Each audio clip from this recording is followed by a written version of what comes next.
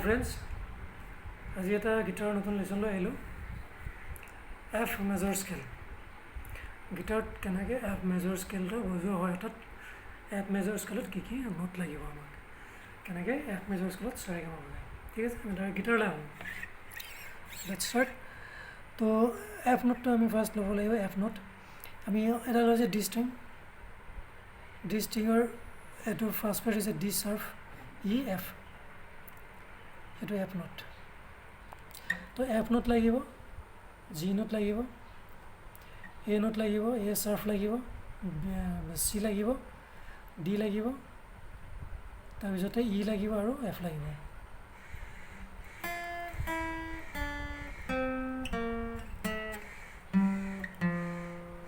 এইটো হৈছে F major এইটো F এইটো বাৰ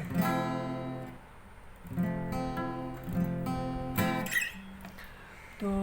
কথা হ'ল কি এইটো F নোট থাৰ্ড নোট লাগিব আমাক G note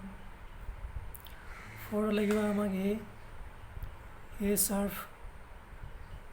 C D E F ঠিক আছে F এইটো হৈছে F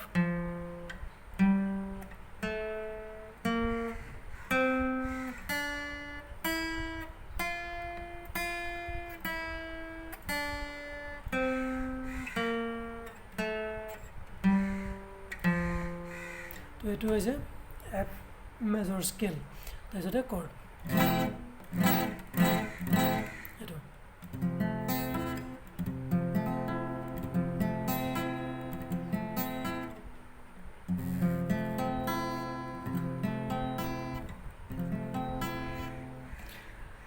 এইটো হৈছে F কৰ্ড তো আশা কৰোঁ মোৰ আজি লেচনটোৱে যিসকলে নতুনকৈ শিকি আছে তেওঁলোকক যথেষ্ট সহায় কৰিব শিকাত তো ভাল লাগিলে মোৰ চেনেলটো ছাবস্ক্ৰাইব কৰি দিব লগতে লাইক আৰু কমেণ্ট কৰিব